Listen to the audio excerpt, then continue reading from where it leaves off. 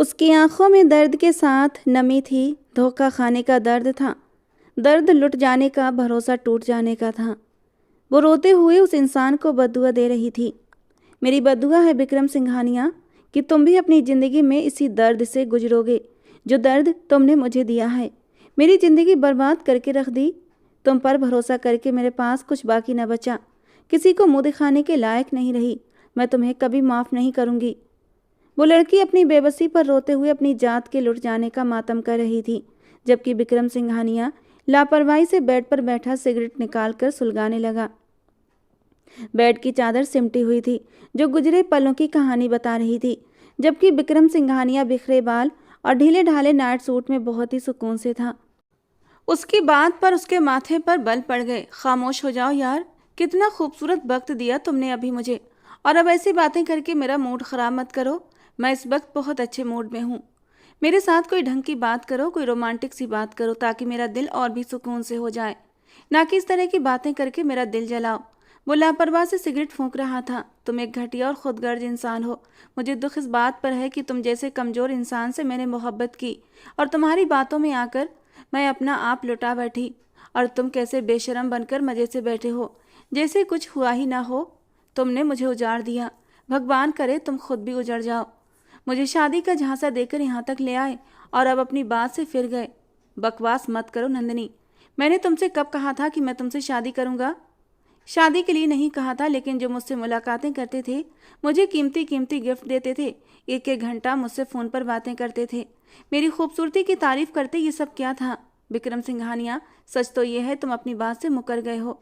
तुम्हें मुझसे अब क्या लेना देना? तुम मेरी क्यों परवाह करोगे? वो विक्रम की बेहिसी पर कुड़कर रह गई थी, मगर कुछ करने के काबिल नहीं थी। सो गुस्से से अपने कपड़े समेटकर बैग में रखने लगी, और फिर दोबारा से एक बेबसी भरी नज़र विक्रम सिंघानिया पर डाली थी। शायद इस इंसान को अपनी गलती का एहसास हो जाए। नंदिनी, मुझे ऐसी नज़रों से मत घूरो। मैंने नहीं कहा था कि मैं तुमसे मोहब्बत करता हूँ, बल्कि तुमने खुद ही तो कहा था कि मुझसे मोहब्बत करती हो, और मोहब्बत करने वाले यूँ बार बार जताया नहीं करते। मैं तो तुम्हें अभी सारी ज़िंदगी इसी तरह मोहब्बत दे सकता हूँ। इतनी फिक्र तो है तुम्हारी कि खुद से कभी दूर नहीं करूँगा, मगर तुम जैसी लड़कियों के दिमाग में न जाने क्या भूसा भरा होता है कि अगर दो लोग एक दूसरे से मोहब्बत करते हैं तो उन्हें किसी ठोस कदम को उठाने की ज़रूरत होती है। अरे यार, ज़रूरी तो नहीं कि हर मोहब्बत करने वाले की शादी हो जाए। शादी के बगैर भी तो मैं तुम्हें खुशियों से भरपूर ज़िंदगी दे सकता हूँ ना। मगर तुम खुद ही अब जिद कर रही हो, अपने जान से बांधना चाहती हो मुझे। लेकिन मैं आज़ाद ज़िंदगी गुजारने वाला इंसान हूँ। मैं जिम्मेदारियों में बंधकर अपनी ज़िंदगी की खुशियों का गला नहीं घोट सकता। मुझे कोई प्रॉब्लम नहीं। तुम अब भी मेरे लिए उतनी ही अहम हो जितनी कल थी। विक्रम सिंघानिया ने कमाल की लापरवाही से उसकी आंखों में देखते हुए उसे उसकी हैसियत जताई थी। मैं थूकती हूँ तुम्हारी इस घटिया मोहब्बत पर। मैंने कब कहा था तुमसे कि मुझे ये ज़िंदगी चाहिए? ये 2 टके की मोहब्बत अपने पास रखो। विक्रम सिंघानिया, बस इतना याद रखना, कभी ना कभी तुम्हारा ये गुरूर टूटेगा। मैं न सही, कोई तो होगी जो तुम्हें घुटने टेकने पर मजबूर कर देगी। वो रो रही थी और विक्रम सिंघानिया को मनाने की हर मुमकिन कोशिश कर रही थी कि शायद उसका दिल पसीज जाए और उसे उसकी इज्जत वापस मिल जाए। मगर वो बला का पत्थर दिल साबित हुआ था। आराम से इजी चेयर पर झूलते हुए सिगरेट फूंक रहा था। उसने पलटकर एक बार भी उसकी तरफ नहीं देखा था, जो कब से एक ही जगह खड़ी लगातार बोल रही थी, अगर तुम मुझे खुश नहीं तो जा सकती हो। मैं ज़बरदस्ती किसी को अपने साथ चलने के लिए नहीं कहता। विक्रम सिंघानिया के माथे पर बल पड़े थे। शायद अब उसे उस लड़की की बातें पसंद नहीं आ रही थीं। तुम इस बात का कोई एहसास नहीं कि मैं तुम्हारी वजह से इस काबिल भी नहीं रही कि किसी दूसरे इंसान के साथ अपनी ज़िंदगी शुरू कर सकूं? तो मैंने कहा था मेरे बिस्तर तक आओ। तुम्हें खुद ही मेरे करीब आने का शौक़ था, तो फिर मैं क्यों मना करता? जितने मज़े मैंने लिए हैं उससे कहीं ज़्यादा मज़े तुमने भी लूटे हैं। हम दोनों बराबर के जिम्मेदार हैं। तुम मुझे अकेले को कसूरवार नहीं ठहरा सकती। इस बार वो थोड़ा गुस्से से बोला था। एक बार सोच लो, तुम बहुत बड़ी ज्यादती कर रहे हो। ऐसा ना हो तुम्हें पछताना पड़े। वो अपने आत्मसम्मान का गला घोंटकर एक बार फिर विक्रम सिंघानिया को मनाने की कोशिश कर रही थी, शादी के लिए राजी कर रही थी। मगर विक्रम सिंघानिया के लिए ये सब कुछ नया नहीं था। वो इतनी आसानी से पिघल जाता। ये तो हर बार का ड्रामा था जिसको वो कभी सीरियसली नहीं लेता था। लड़कियां खुद उसकी झोली में पके आम की तरह गिर पड़ती थीं और वो इस बात का खूब फायदा उठाता था। भगवान करे तुम्हें भी किसी से सच्ची मोहब्बत हो जाए और वो भी ऐसे ही तुम्हारी जात को दो कौड़ी का करके रख दे, ऐसे ही तुम्हें ठुकरा दे, तुम्हारा गुरूर तुमसे छीन ले। भगवान करे जल्दी ही तुम अपने सारे पापों की भरपाई करने पर मजबूर हो जाओ। वो अपनी सारी कोशिशें बेकार होते देखकर सख्ती से आंसू पोंछती झटके से मुड़ी और अपना सामान लिए उस कमरे से और विक्रम सिंघानिया की जिंदगी से हमेशा के लिए निकल गई थी। और विक्रम सिंघानिया लापरवाही से सर झटक कर आराम से बैठा था। कौन जानता था कि इस बार वो कितनी बड़ी मुश्किल में फंसने जा रहा था। रघुवीर जी, हमारा बेटा हमारे हाथों से निकलता जा रहा है और अब वो जवान हो गया है, हमें उसकी शादी कर देनी चाहिए। कहीं ऐसा ना हो हमारे काबू से बिल्कुल ही बाहर हो जाए। मेरा इकलौता बेटा है, मैं उसको गलत रास्ते पर चलते नहीं देख सकती। आराधना जी अपने लाडले के नए नए कारनामे सुनकर बहुत परेशान हो चुकी थीं। चलो ये तो बहुत अच्छी बात है, मगर मैंने 1-2 बार बात करना चाही तो उसने साफ इनकार कर दिया था। अब आपके हाथ में है, आप खुद अपने लाडले को राजी करें। अगर वो मान जाता है तो मैं आज ही अपने दोस्त मिस्टर खुराना से बात करता हूँ। उनकी बेटी बहुत सुलझी, पढ़ी लिखी और खूबसूरत है, ख़ानदान भी ऊंचा है। मुझे पूरा विश्वास है हमें रिश्ते के लिए इनकार नहीं होगा, मगर पहले अपने लाडले से तो पूछो। ज़बरदस्ती वाली बात नहीं होनी चाहिए। मैं नहीं चाहता कि मेरे बरसों के संबंध रिश्तेदारी में बदल कर ख़राब हो जाए। रघुवीर जी क्या कहना चाहते थे आराधना जी अच्छे से समझ रही थीं। आप चिंता ना करें, हमारा बेटा भी बहुत समझदार है। वो ऐसी कोई हरकत नहीं करेगा जो हमारे लिए बदनामी का कारण बने। मैं खुद उससे बात करती हूँ। आराधना जी इतने अच्छे ख़ानदान में रिश्ता हो जाने की उम्मीद पाकर खुश हो गई थी। अब विक्रम सिंघानिया के वापस आने का इंतजार था, जो रात को तो दोस्तों के साथ कंबाइंड स्टडी के लिए जाता था और इस वक्त यूनिवर्सिटी में होता था। शाम को वो नकचढ़ा शहजादा घर लौट आया था। आराधना जी उसको देखकर सुकून से हो गई थी। चलो भगवान की कृपा कि ये आज घर पर है, आज ही बात कर लूँगी। उन्होंने बेटे को सीढ़ियों की तरफ जाते देख लिया था। डिनर के बाद वो उसके पास जा पहुंची। बेटा मुझे तुमसे बात करनी है। आराधना जी ने अपने फ़ोन पर बिजी बेटे के बेड के सिरहाने बैठकर उसके मिजाज का अंदाज़ा लगाना चाहा। मम्मा आपको पूछने की क्या ज़रूरत है, बोलिए क्या कहना चाहती हैं। विक्रम मोबाइल एक तरफ रखते हुए माँ की गोद में सर रख चुका था। उसे अपनी माँ की गोद में बड़ा सुकून मिलता था। जब जब मौका मिलता वो उनकी गोद में ज़रूर लेटता था और आराधना जी भी उसके सर में प्यार से उंगलियां फिराती थीं। इस वक्त भी आराधना जी बड़े प्यार से बेटे के घने बालों में उंगलियां चलाने लगी थीं। बेटा मैं अब बूढ़ी हो गई हूँ, सारा दिन घर पर अकेले रहते दिल परेशान हो जाता है। अब तो शादी कर लो ताकि मुझे भी कुछ कंपनी मिले। उन्होंने बेटे को समझाना चाहा और विक्रम तो खुद भी आज सुबह से उस लड़की के शब्दों को दिमाग से झटक नहीं पा रहा था। कुछ सोचते हुए माँ की तरफ देखा, जो उम्मीद भरी निगाहों से अपने बेटे को देखकर मुस्कुरा रही थी। ओके मामा, जो आप चाहती हैं वही करें, मुझे कोई ऐतराज़ नहीं। शादी तो करनी ही है तो फिर अभी सही आप भी खुश हो जाएंगी। शायद वो खुद भी इस बात से डरा हुआ था कि कहीं सच में वो भी मोहब्बत न कर बैठे, उसकी बद्दुआ विक्रम की ज़िंदगी को रोक न लगा दे और वो बहुत जल्द भरोसा कर लेने वाली हल्के किरदार की लड़कियों के साथ रंगरलियां मनाते मनाते शायद थक चुका था।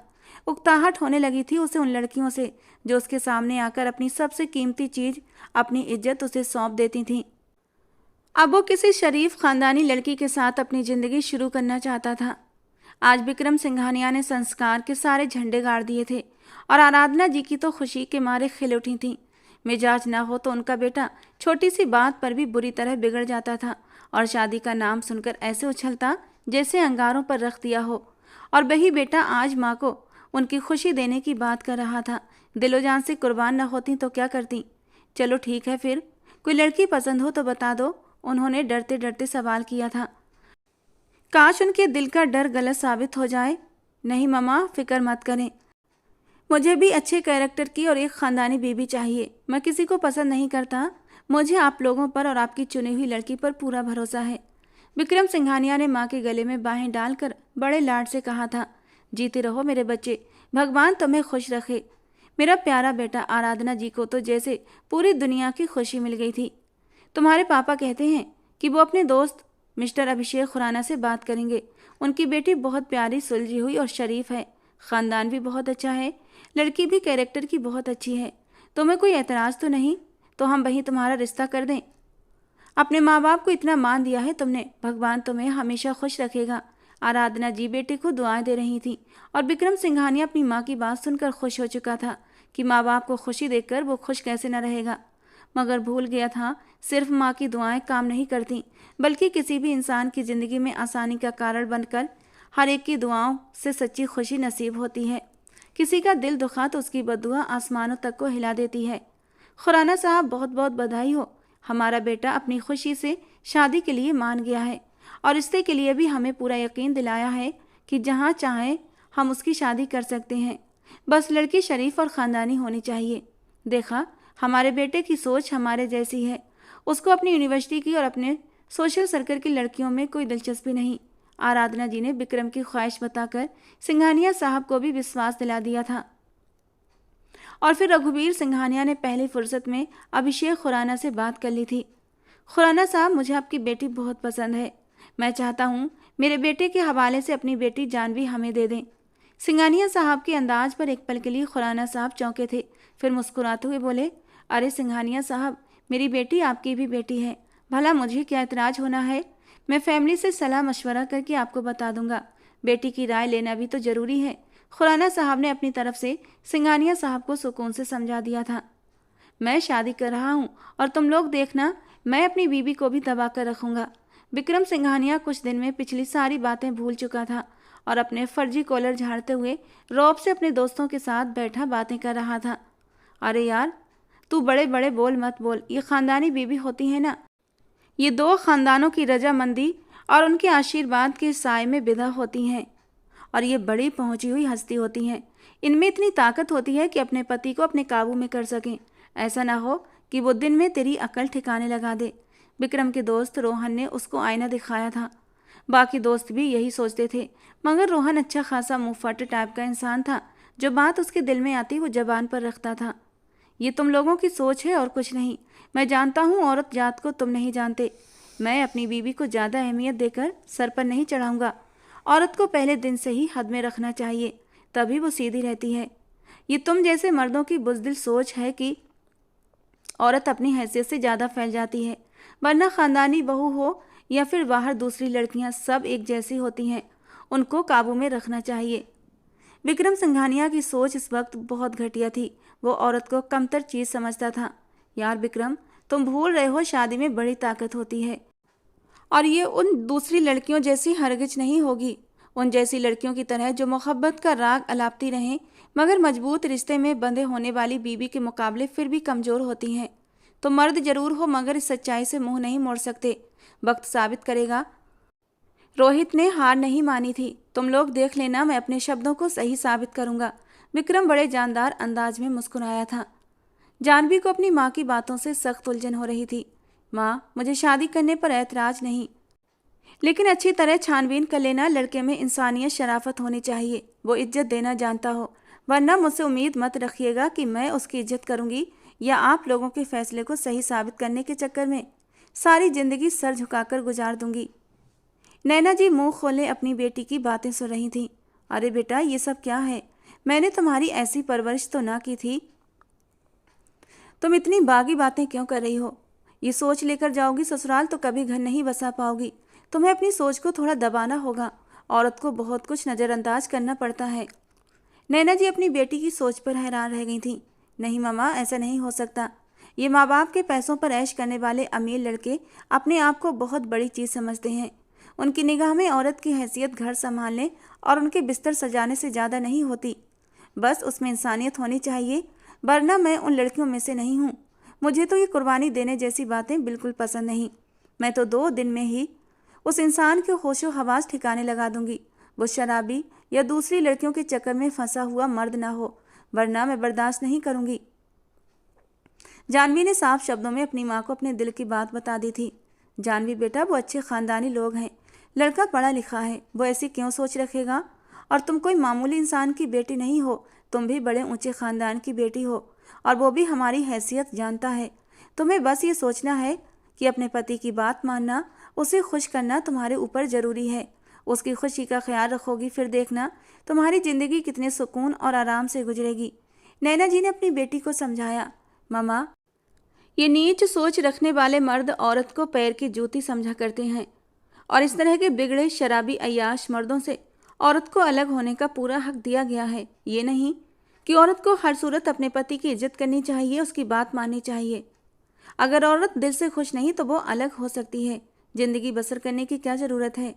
आप अपने होने वाले दामाद को ये बात पहले से बता दें कि मेरे साथ अच्छे तरीके से रहेगा तभी मैं रहूँगी, वरना भूल जाए कि उसके सामने सर झुकाए खड़ी रहूँगी और उसकी खुशी का ख्याल तो मैं तभी करूँगी जब दिल से राजी हो जाऊँ।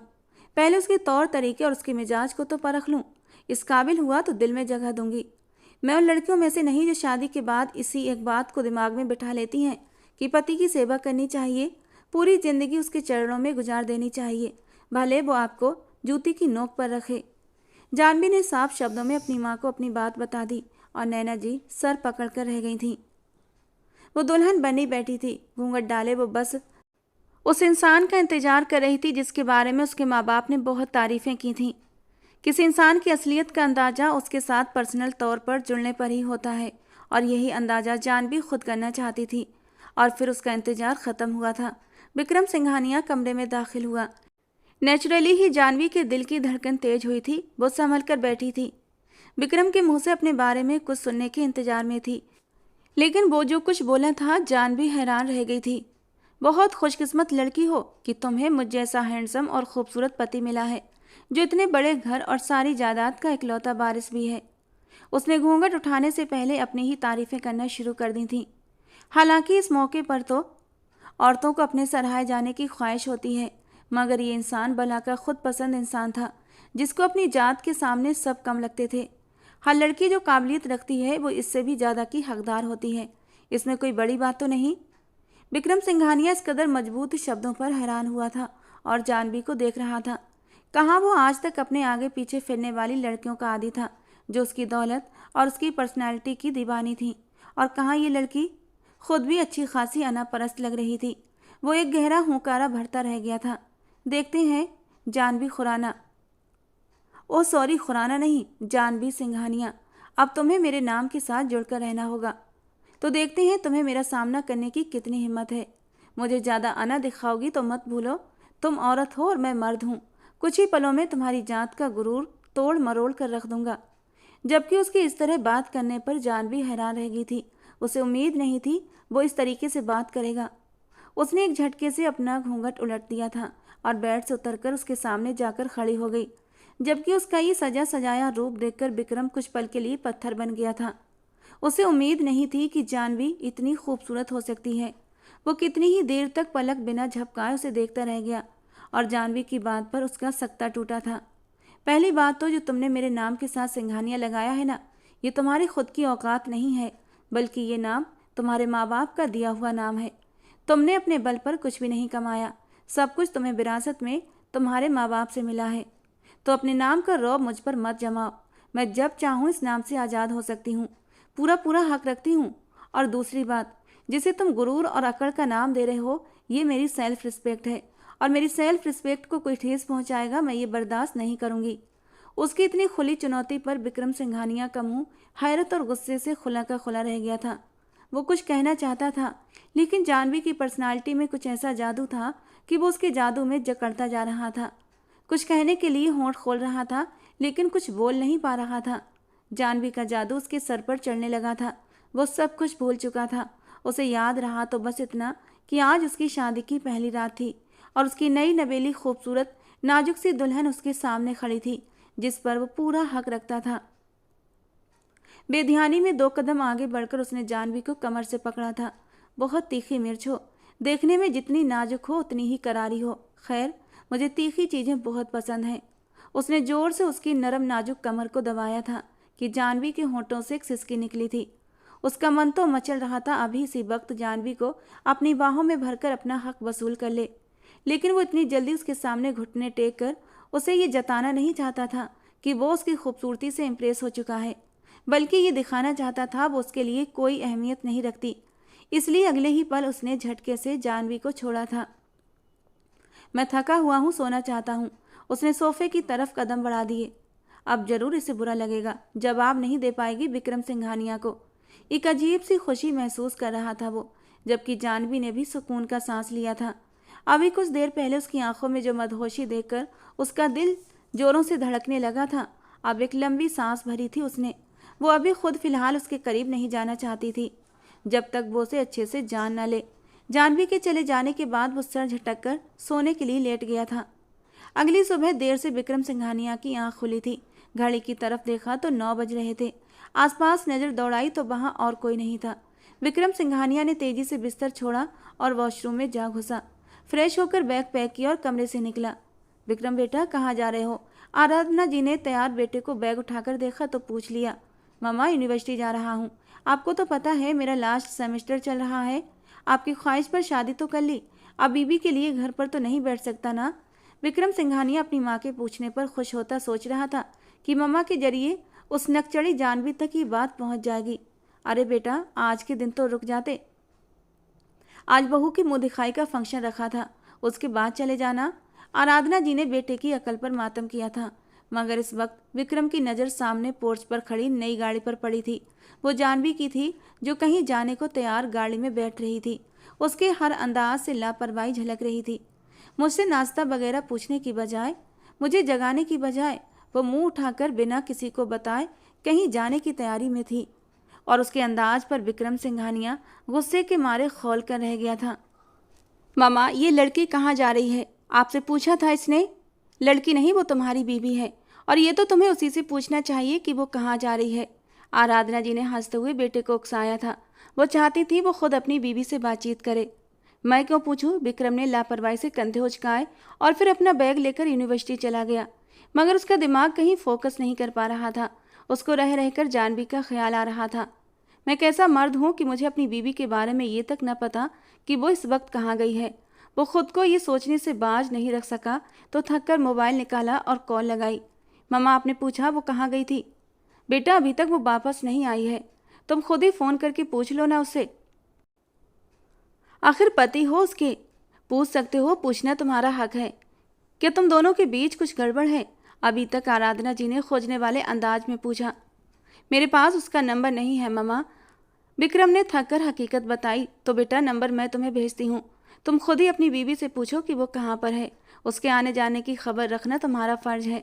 आराधना जी ने उसकी जिम्मेदारी का उसे एहसास दिलाया था, मगर दिल में खुद इस बात से परेशान थी कि अगर ये आँख में चोली का खेल इसी तरह चलता रहा तो कहीं मेरे बेटे का घर खराब ना हो जाए। वो अपने बेटे की आदत को अच्छी तरह जानती थी, और वैसे भी जानवी कोई मामूली लड़की नहीं थी, बहुत बड़े बिजनेसमैन की बेटी थी, और उनकी तरफ से किसी भी तरह की गलती होने पर वो सवाल जवाब भी नहीं कर सकती थी। नंबर मिलते ही विक्रम ने जानवी को कॉल किया था, मगर लगातार घंटी जाती रही और कॉल रिसीव नहीं हुई थी। गुस्से से तिलमिलाते हुए उसने कॉल कट कर दी और मैसेज टाइप किया। मैं तुम्हारा पति हूँ, तो मेरी कॉल क्यों नहीं उठा रही? विक्रम ने मैसेज सेंड करने के बाद दोबारा से कॉल लगाई थी, और इस बार दूसरी बेल पर ही फौरन फ़ोन रिसीव किया गया था। तुम कहाँ हो? विक्रम ने गुस्से से पूछा था। मुझे अपने कॉलेज में कुछ ज़रूरी काम निपटाने थे, इसलिए मैं कॉलेज आई थी, जानवी ने लापरवाही से जवाब दिया। पूछकर घर से निकली थी तुम भूल गई हो कि अब तुम शादीशुदा हो और तुम्हारा पति भी है। विक्रम और भी गुस्से में भड़का था। मुझे किसी से पूछने की ज़रूरत नहीं है, आप मेरे मालिक नहीं हैं, पति हैं, तो पति बनकर रहें। अगर आपको ज़्यादा फिक्र थी तो मेरे साथ चले आते, मुझे कोई ऐतराज़ नहीं था। जानवी भी उसके गुस्से को खातिर में न लाते हुए बोली थी। मैं इतना फ्री नहीं हूँ कि तुम्हारे आगे पीछे फिरता रहूँ। अगली बार घर से निकलने से पहले मम्मा को इन्फॉर्म करके जाना। जानवी ने कोई बहस किए बिना ओके कहकर कॉल कट कर दी, और वो मोबाइल को घूर कर रह गया था। तुम तो कहते थे तुम अपनी बीवी को दबा कर रखोगे, मगर यहाँ तो लगता है मामला उल्टा हो गया है। जाने कब रोहित उसके पीछे आकर खड़ा हो गया था। उसके फ़ोन पर होने वाली सारी बातचीत सुनकर उसने उस पर तंज किया था। उसकी इतनी हिम्मत नहीं कि विक्रम सिंघानिया को नज़रअंदाज कर सके। बस नखरे दिखा रही है, और फिर खूबसूरत भी तो है, तो नखरे दिखाना तो बनता है, और ये तो लड़कियों के चौंचले होते हैं।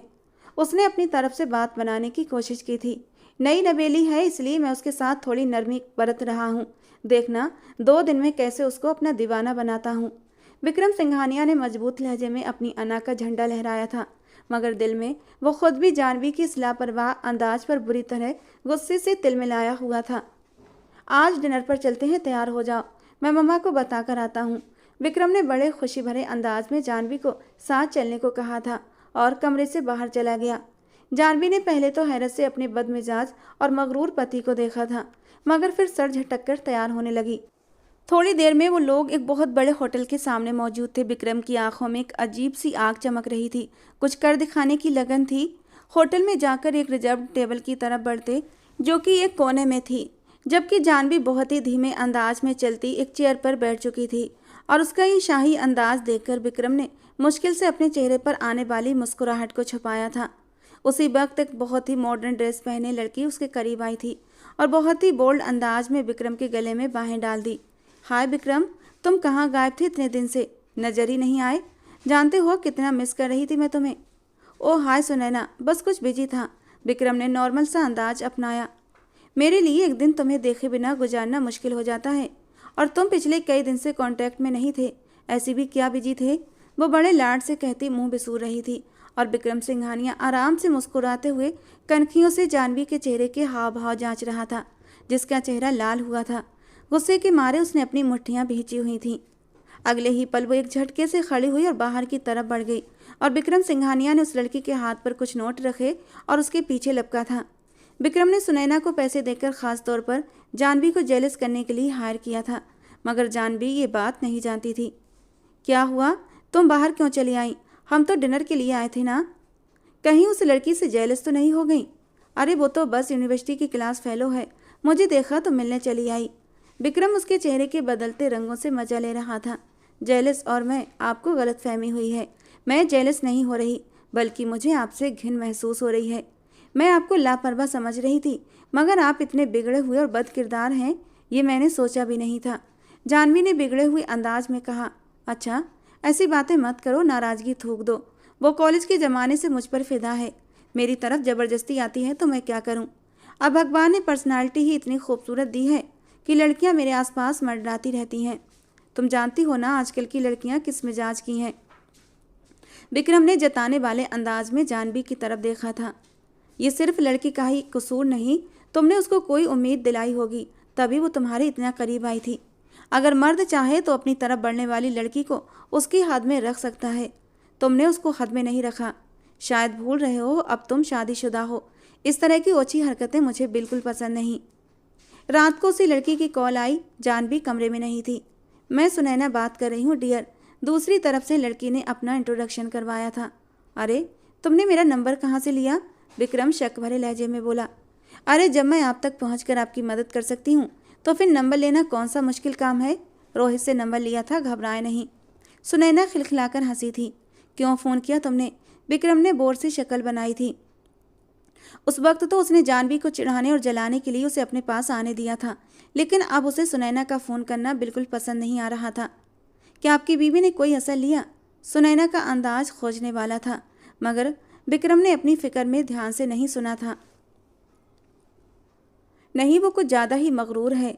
बुरा लगा, मगर जल नहीं रही थी। अभी तक खामोश है। विक्रम ने कनजान लड़की से अपनी परेशानी शेयर की थी। मेरे पास एक और रास्ता है, अगर चाहो तो मैं मदद कर सकती हूँ। सुनैना ने मुफ्त मशवरा दिया तो विक्रम पूरी तरह उसकी बात ध्यान से सुनने लगा। आप ऐसा करें, कल रात को होटल में कमरे में आ जाएं। मैं आपको विश्वास दिलाती हूँ, अब आपकी बीवी खामोश नहीं रह पाएगी। जरूर गुस्से के मारे तिलमिला जाएगी। अगले दिन विक्रम यूनिवर्सिटी से सीधा घर लौट आया था। इस वक्त उसकी आंखों में अजीब सी बेचैनी थी। आज वो हर हाल में कामयाब होना चाहता था। जानवी को दिखाना चाहता था वो मर्द है, कुछ भी कर सकता है, और वो एक कमज़ोर सी औरत है। वो अच्छी तरह जानता था कि औरत कभी भी अपनी मौजूदगी में अपने पति को दूसरी औरत की तरफ जाता बर्दाश्त नहीं कर सकती। उसकी हर मुमकिन कोशिश होती है कि किसी भी तरह अपने पति को अपने तक सीमित रखे। फिर जानवी कैसे इस जाल से खुद को बचा पाएगी? वो बड़ा खुश था। रूम बुक करवाकर सुनैना को वक्त और एड्रेस सेंड कर दिया था, और ख़ुद भी फ्रेश होकर खुशी खुशी गुनगुनाते हुए तैयार होने लगा। उसके हर अंदाज से खुशी छलकी पड़ रही थी। उसने तैयार होने के बाद रिस्ट वॉच पहनी और ख़ुद पर परफ्यूम स्प्रे करते हुए जानवी को ठिठकने पर मजबूर कर गया था। कुछ तो था उसके अंदाज में कि आज वो इतने दिल से तैयार हुआ था। खुशबुओं में नहाया हुआ विक्रम अच्छा खासा हैंडसम लग रहा था। उसने कुछ पल पहले जानवी को अपनी तरफ ध्यान से देखते पाया था तो दिल में गुदगुदी हुई थी। तुम दिल के हाथों मजबूर हो चुकी हो जानवी। पूरा यकीन है कल तुम खुद मुझसे कहोगी कि तुम मेरी बीवी हो। खुद मेरी बाहों में आओगी और कहोगी तुम्हें जो कुछ चाहिए मुझसे हासिल करो, बाहर मुंह मारने की ज़रूरत नहीं। वो एक जन्नाटे की आवाज़ से जानवी की आंखों के सामने से गाड़ी भगा ले गया था और जानवी की आंखें तेजी से भीगने लगी थीं। वो जितना खुद को मजबूत दिखाने की कोशिश कर रही थी उतना ही अंदर से टूट रही थी। उसने ऐसा जीवन साथी तो नहीं चाहा था जैसे उसे मिला था। आज तक वो एकदम साफ सुथरे कैरेक्टर की लड़की थी। उसने किसी की तरफ निगाह उठाकर नहीं देखा था और ऐसा ही जीवन साथी वो भी चाहती थी। लेकिन आज विक्रम सिंघानिया की तैयारी ने जानवी को बहुत कुछ समझा दिया था, मगर कोई ठोस सबूत नहीं था जिसकी बिना पर वो कोई रिएक्ट करती। खुद को लापरवाह जाहिर करके अपना भरम रखे हुए थी। आप अपनी बीबी की अकड़ निकालने के लिए किसी भी हद तक जा सकते हैं, मुझे कोई ऐतराज़ नहीं होगा। सुनैना ने दिलरुबा अंदाज से विक्रम सिंघानिया को इशारा दिया था। उससे जानवी को क्या फ़र्क पड़ेगा, वो तो जानती तक नहीं कि मैं इस वक्त यहाँ पर तुम्हारे साथ मौजूद हूँ। विक्रम ने सुनैना को घूरा था। यही तो कह रही हूँ, आप कैमरे की मदद से यहाँ पर सब कुछ रिकॉर्ड कर लें और कल अपना मोबाइल फ़ोन अपनी बीबी के सामने रख देना। किसी काम के बहाने कोई तस्वीर या वीडियो ओपन करके, और वो सब कुछ जान जाएगी कि आपने कुछ कहने की फिर ज़रूरत ही नहीं पड़ेगी और काम भी हो जाएगा। इस तरह मेरी मदद करके क्या हासिल होगा तुम्हें? विक्रम उसके चेहरे को देख रहा था। मुझे आपका साथ नसीब होगा और क्या चाहिए। हम जैसी लड़कियों को आप जैसे हैंडसम मर्द की संगत मिल जाए, ये हमारे लिए खुशकिस्मती की बात हो सकती है। कहाँ आप और कहाँ हम, मगर चलो चंद हसीन पल तो हमारे नसीब में आ जाएंगे और उसके बदले कुछ पैसे भी मिल जाएंगे। हमारा तो यही काम है। विक्रम जैसे कमज़ोर कैरेक्टर और ख़ुद पसंद इंसान के लिए कोई सवाल करना ज़रूरी नहीं रहा था। जो सोच उसकी थी, सामने वाली लड़की भी उसी सोच के साथ उस पर अपना आप लुटाने को तैयार थी। वो मुस्कुराते हुए आगे बढ़ा था। काफ़ी समझदार लग रही हो, चलो क्या याद रखोगी, तुम्हारी ख्वाहिश भी पूरी कर देता हूँ। उसने सुनैना को अपनी बाहों में समेटा था। सुनैना इंतज़ार कर रही थी कि कब वो उसे होठों से छुएगा, लेकिन चाहते हुए भी विक्रम उसे छू नहीं पा रहा था। सुनैना का नर्म नाजुक वजूद उसकी बाहों में था, लेकिन उसके दिल में कोई जज्बात नहीं थे। विक्रम को यूं खामोश और कुछ न करते देख सुनैना ने ही आगे बढ़कर उसके होठों पर अपने होठ रखे थे, और आज पहली बार विक्रम को घिन महसूस हुई थी। पता नहीं क्यों आज उसे ये सब कुछ अच्छा नहीं लग रहा था। शादी से पहले तक वो इस नेचर का मालिक था। रंगीन तितलियों के साथ वक्त गुजारना उसे अच्छा लगता था, लेकिन पता नहीं जब से जानवी उसकी ज़िंदगी में आई थी वो किसी दूसरी लड़की को देखता भी नहीं था। जो काम वो पहले चुटकियों में कर लिया करता था, अब वही काम उसे कांटे चुभोने लगा था। उसने एक झटके से सुनैना को झटका दिया था। क्या हुआ, दूर क्यों हट गए? सुनैना फिर से उसके करीब आई थी, जबकि इस बार विक्रम ने उसे गुस्से से खुद से दूर झटका था। दूर रहो मुझसे, मुझे तुम जैसी लड़कियां बिल्कुल भी पसंद नहीं, जो खुद ही लड़कों की बाहों में टूटी हुई टहनी की तरह आ गिरती हैं। कम से कम खुद को इतना मजबूत कैरेक्टर बनाओ कि लड़का तुम्हारी तरफ आंख उठाकर भी न देख सके। उसने सुनैना को धक्का दिया था और कमरे से बाहर चला आया। पता नहीं क्यों आज उसके दिल को बड़ा सुकून मिला था। वो आधी रात के वक्त लौट आया था। दबे कदमों चलते कमरे में दाखिल हुआ। सुनैना सो रही थी। वो सुकून से आंखें बंद करके कमरे में आकर लेट चुका था, ये जाने बिना कि आने वाली सुबह उसके लिए कितना बड़ा तूफान लाने वाली थी। विक्रम का फ़ोन लगातार बज रहा था। कुछ देर पहले तो जानवी ने नज़रअंदाज किया, मगर फिर ये सोचकर कि कहीं कोई इमरजेंसी कॉल ना हो, जानवी ने विक्रम को जगाने का इरादा किया। विक्रम उठ जाए, वो उसे आवाज़ दे रही थी, मगर वो गहरी नींद में था, हिल भी नहीं रहा था। तो मजबूरन जानवी ने आगे बढ़कर उसको कंधे से पकड़कर हिलाया था। विक्रम उठो। विक्रम ने मुदी मुदी आंखों से उसकी तरफ देखा था, मगर फिर एक झटके से उठकर बैठा। एक ही रात में कैसी काया पलट है कि मेरी बीबी मुझे इतने प्यार से जगा रही है। वो कितनी ही देर उसे मदहोश और प्यार भरी नज़रों से निहारता रहा। शायद अभी अभी नहाकर आई थी। गीले बाल उसके गर्दन पर बिखरे पड़े थे। खूबसूरत उजली चांदनी की तरह उसके दिल पर छाई जा रही थी। वो लगातार पुकारने के बाद भी जब नहीं सुना तो वह परेशान हो चुकी थी। उसकी आंखों के सामने हाथ लहराकर उसे नींद से जगाने की कोशिश कर रही थी। आपका फ़ोन कब से बज रहा है, आप उठा नहीं रहे थे। देखें कहीं कोई ज़रूरी कॉल ना हो। विक्रम अब पूरी तरह उठ चुका था। मोबाइल उठाकर देखा तो अपने पर आए लगभग सभी की कॉल्स थीं। घबराकर दोबारा से आई कॉल को अटेंड किया। विक्रम, तुम इतने बिगड़े हुए हो कि अपनी मस्तियों की खातिर पूरे ख़ानदान की इज्जत दांव पर लगा दी। कुछ एहसास भी है? तुम्हारी बेहुदा हरकत की वजह से हमें कितनी शर्मिंदगी उठानी पड़ी है। सुबह से 100 लोगों ने कॉल करके मुझे परेशान कर दिया है। किस किस को सफाई दूँ और क्या कहूँगा। रघुवीर जी गुस्से से दहाड़े थे। पापा, मैंने ऐसा क्या कर दिया कि आप मुझ पर इतना बिगड़ रहे हैं? क्या हुआ, कुछ बताएं तो सही। विक्रम हैरत से सब कुछ सुनकर बोला था। अभी बताऊं कि तुमने क्या किया है? देखो जरा सोशल मीडिया, तुम्हारे करतूतों की काली स्याही से भरा पड़ा है। रघुवीर सिंघानिया गुस्से में दहाड़े थे। तुमने हमें कहीं मुंह दिखाने के काबिल नहीं छोड़ा। कल रात का हादसा, विक्रम के दिमाग में सुनैना का चेहरा आया था। सिंघानिया साहब का बस नहीं चल रहा था कि कोई जादू की छड़ी घुमाकर वो खुद को गायब कर लें या अपने इस नालायक बेटे को उसके हर गलत काम के साथ गायब कर देते। विक्रम गुजरी रात के सवाल पर बुरी तरह चौंका था। तेजी से कॉल कट करके सोशल मीडिया पर गया तो उसका दिमाग भग से उड़ा था। वहां पर उसकी और सुनैना की वही तस्वीर थी जब उसने सुनैना को बाहों में लिया था और सुनैना बड़ी शिद्दत से उसके होठों को सक कर रही थी। विक्रम ने जल्दी से एक नंबर डायल किया, मगर लगातार कॉल जाती रही और जवाब नहीं मिल रहा था। अब विक्रम को सच में पसीने छूटने लगे थे। फिर उसने अपने दोस्त को कॉल की। उसने पहले ही घंटी पर कॉल रिसीव की थी। ये सब क्या है विक्रम? तुमने तो सिर्फ भाभी के सामने सुनैना को मिलना था। तुमने अपने अतीत के सारे मामले भुला दिए थे ना? फिर ये सब कुछ क्या था? रोहित ने छूटते ही सवालों की बौछार कर दी। मुझे कुछ भी बकवास करने दोगे या खुद ही बोलते रहोगे? मैंने किसी वजह से फ़ोन किया है। विक्रम ने मुश्किल से खुद पर काबू पाया था। वो जानवी तक ये बात पहुंचने नहीं देना चाहता था। हाँ कहो। रोहित ने अपनी जबान को ब्रेक लगाए। सुनैना कौन है और तुम लोग उसको कैसे जानते हो? मुझे कुछ बताओ। विक्रम सुनैना के बारे में जानने के लिए बेचैन था। वो तो कुछ वक्त पहले ही यूनिवर्सिटी आई थी। हम भी उसके नाम और नंबर के अलावा कुछ नहीं जानते। विक्रम ने उसके सर पर धमाका किया था। ये बात तुम पहले नहीं बता सकते थे? विक्रम ने दांत किचकिचाते कहा था। तुमने भी रूम में प्राइवेट मुलाकात का नहीं बताया था। अगर बता देते तो मैं पहले से बता देते कि वो अनजान लड़की है। रोहित को उसकी अपनी गलती पर दूसरों को कसूरवार ठहराना बुरा लगा था। Just shut up. मैं ये सब नहीं करना चाहता था। उस चालाक लड़की ने मुझे अपनी बातों में उलझा लिया था और मुझे अपनी तरफ अट्रैक्ट किया था।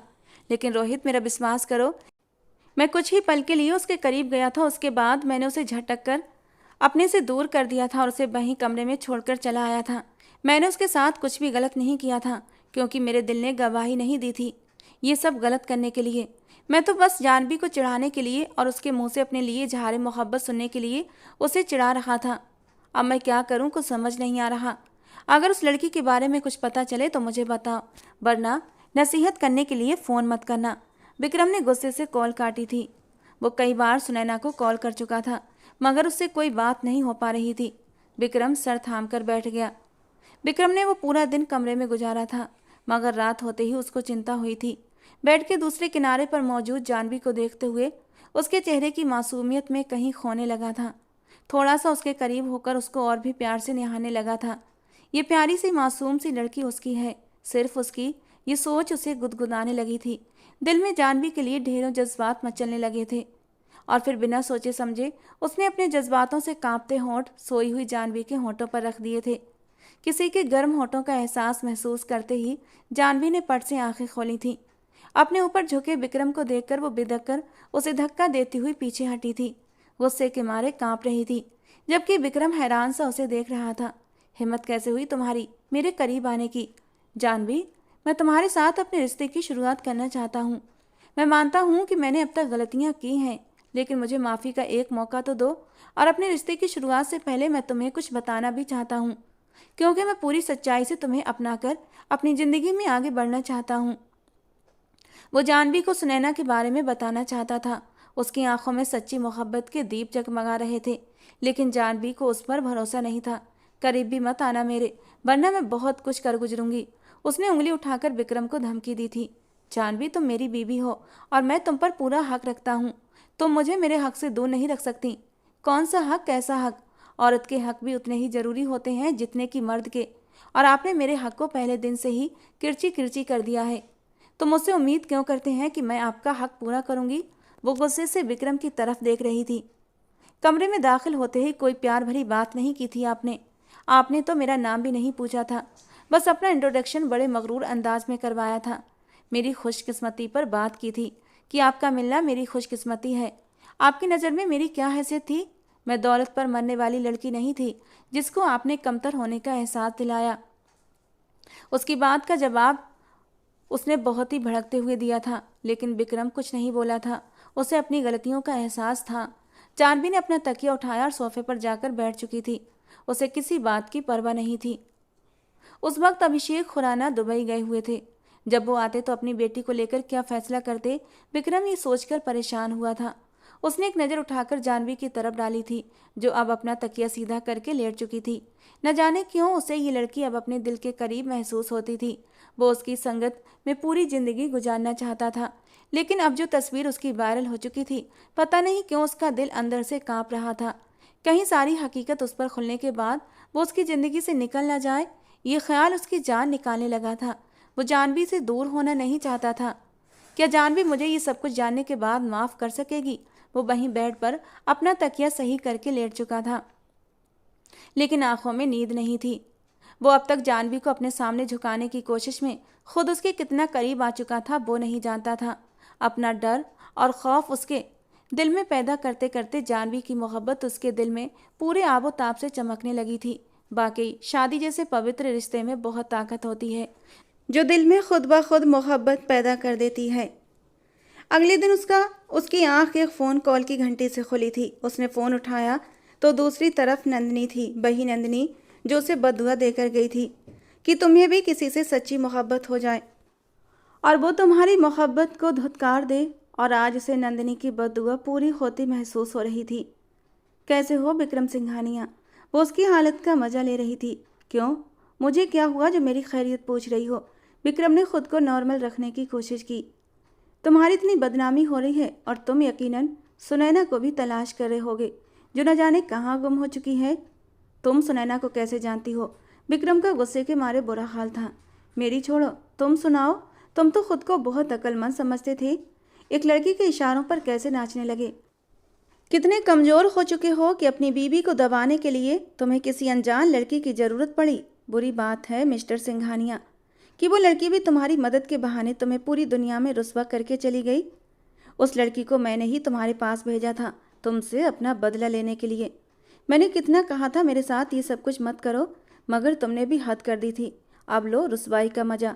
जिस तरह मैंने बदनामी का दर्द झेला है तुम भी झेलो। नंदिनी के बोलने के अंदाज में गुस्सा नमी उतर आई थी। बकवास बंद करो। मैंने किसी को भी खुद के करीब आने के लिए मजबूर नहीं किया था और ना ही तुमसे कोई वादे किए थे। जब तुम जैसी लड़कियों को मेरी आदत के बारे में पता था तो क्यों मेरे करीब आती थी? मैं तुम्हें ज़बरदस्ती तो अपने बिस्तर तक नहीं लाता था ना। तुम लोग खुद ही खुशी खुशी अपना आप मुझे सौंप देती थी, और जब मुझे इतना सब कुछ मिलता तो मैं क्यों इनकार करता? तुम लोग इसी चीज़ को मोहब्बत समझती थीं और अपना आप मेरे सामने पूरी खुशी से, पूरी रजामंदी से सौंप देती थीं। तो इस सब में तुम्हारी गलती है। सिर्फ तुम जैसी लड़कियों की वजह से मैं इस दलदल में फंसा हूँ। मैंने ऐसी भी लड़कियां देखी हैं जो अपने आप को बहुत संभाल कर रखती हैं और किसी मर्द की हिम्मत नहीं होती उसकी तरफ मैली नज़र से भी देखे। विक्रम की आंखों के सामने अपनी बीवी जानवी का चेहरा घूमा था। पति होकर भी वो उसके करीब जाने की हिम्मत नहीं कर पाया था, और इस बात ने जानवी के लिए उसके दिल में बहुत इज्जत पैदा कर दी थी।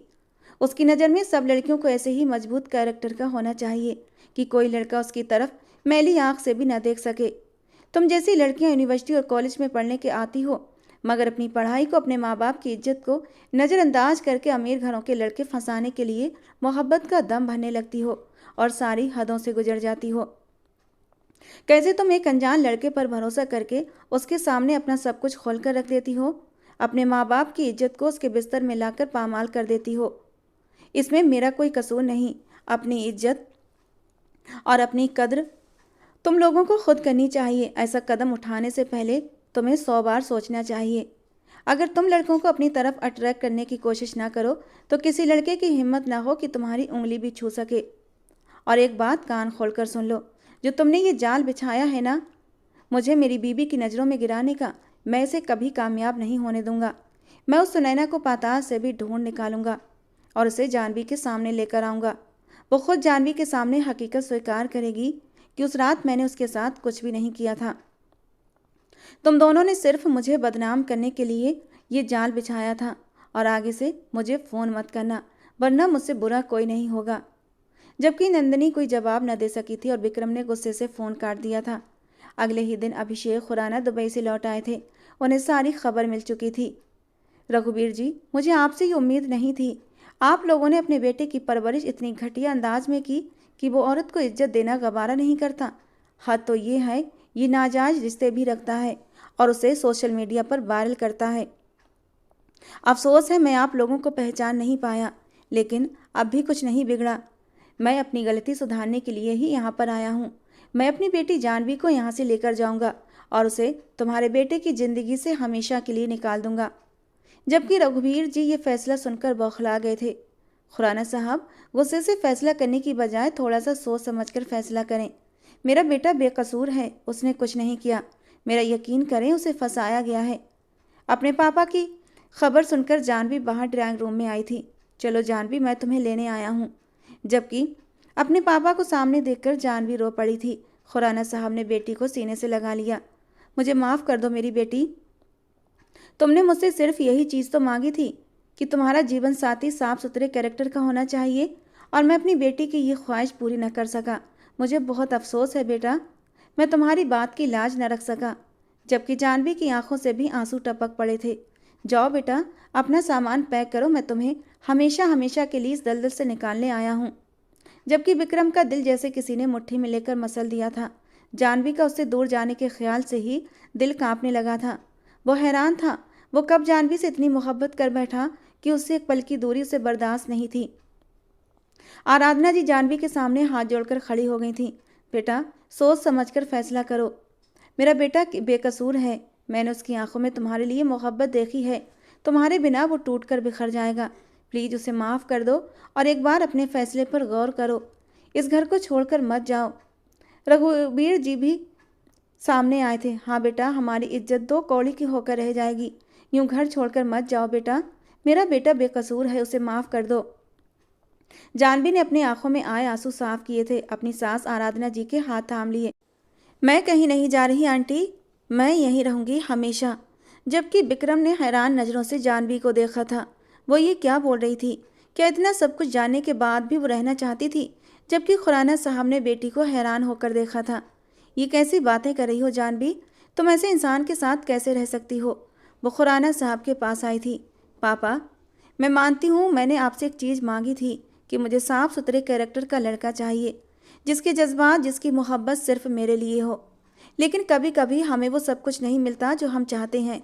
विक्रम शादी से पहले गलत काम करता था, उसके नाजायज रिश्ते थे। मुझे ये बात पता चल चुकी है। लेकिन मैं ये भी जानती हूँ, शादी के बाद कभी उसने किसी लड़की की तरफ गलत निगाह से नहीं देखा, कभी किसी के साथ कोई नाजायज रिश्ता नहीं रखा। वो मुझसे मोहब्बत करता है। मेरी मोहब्बत में आकर उसने खुद को बदल लिया है, और मैं खुश हूँ कि मैं एक भटके हुए इंसान को सही राह पर ले आई हूँ। मैंने उसकी आंखों में अपने लिए तड़प देखी है, लेकिन बस अपनी अना और जिद में कहने से डरता है। कैसी बातें कर रही हो जानवी? सोशल मीडिया पर देखा ना तुमने? देखा है पापा, मैंने इन सब बातों से अनजान नहीं हूँ, और तब मैंने यही फैसला किया था कि मैं विक्रम को छोड़ दूंगी। लेकिन आज सुबह मैंने विक्रम और नंदिनी की बातें सुन ली थी। सुनैना ने विक्रम को फंसाया है। हाँ, वो उस रात उसके करीब गया था, लेकिन ऐसा कुछ भी नहीं हुआ था। उसने विक्रम की तरफ देखा था और विक्रम की आंखों में आंसू आ गए। जबकि खुराना साहब बेटी के सर पर हाथ रखकर वापस चले गए थे। आराधना जी और रघुवीर जी ने भी जानवी को आशीर्वाद दिया था। वो दोनों भी अपने अपने कमरों में जा चुके थे। विक्रम धीरे धीरे कदमों से चलता हुआ जानवी के पास आया था। मुझे माफ़ कर दो जानवी, अना की दीवार मैंने कुछ ज़्यादा ही ऊंची कर रखी थी, लेकिन तुम्हारी मोहब्बत की रोशनी बहुत तेज़ थी, इतनी तेज़ कि उस रोशनी में मेरी अना की दीवार कहीं ढहकर रह गई थी। मैं मोहब्बत करता हूँ जानवी, तुमसे बहुत मोहब्बत। तुम्हें खोने के ख्याल से भी डरता हूँ। प्लीज़ मुझे छोड़कर कभी मत जाना। वो उसके सामने हाथ जोड़कर खड़ा था और जानवी ने उसके हाथों को थाम लिया था। तुम यूँ हाथ जोड़कर माफ़ी मांगते अच्छे नहीं लगते, हक जमाते अच्छे लगते हो। जैसे रात को हक जमा रहे थे, वैसे ही पूरे हक के साथ मुझे अपनी पनाहों में समेट लो विक्रम, क्योंकि मैं भी अब थक चुकी हूँ। कहते कहते वो उसकी बाहों में समा गई थी। विक्रम ने उसे बाहों में उठा लिया था और उसे बेड पर बिठाया था। वादा करता हूँ जानवी, आज से कभी कोई गलत काम नहीं करूँगा। जानती हूँ, मुझे तुम पर पूरा यकीन है। जानवी ने अपने आंसू साफ किए थे।